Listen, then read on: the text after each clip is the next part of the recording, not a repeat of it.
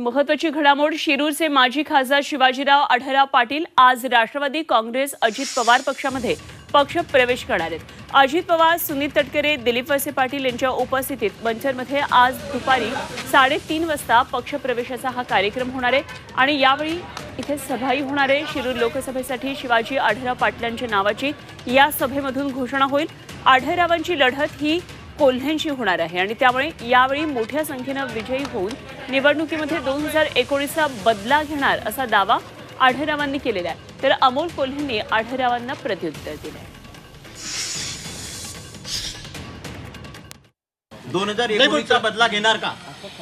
मग त्यासाठीच उभा राहणार आहे ना। तुम्हाला खात्री आहे विजयाची? 100% मला काय, माझ्या जनतेला खात्री आहे। पण किती मोठ्या मताधिक्याने तुम्ही माझं जे कॅल्क्युलेशन आहे, मी आजपर्यंत ज्या निवडणुकाला जिंकलो आहे, काही नसताना एक अमृत नोनी आर्थो प्लस, ये एक प्रूवन फॉर्मूला है। इसमें मौजूद नोनी फल के गुण और आयुर्वेदिक जड़ी बूटियां शरीर को जरूरी पोषक तत्व देने के साथ साथ हड्डियों और जोड़ों के घिसने, उनमें होने वाले सूजन और दर्द को रोकने में मदद करता है। दर्द मुक्त जीवन के लिए अमृत नोनी आर्थो प्लस। पहिली निवडणूक 30,000 मतांना जिंकलो, दुसरी 1,80,000, तिसरी 3,03,000, चौथी निवडणूक सगळ्या निवडणुकांचे रेकॉर्ड तोडतील अशी मला अपेक्षा आहे।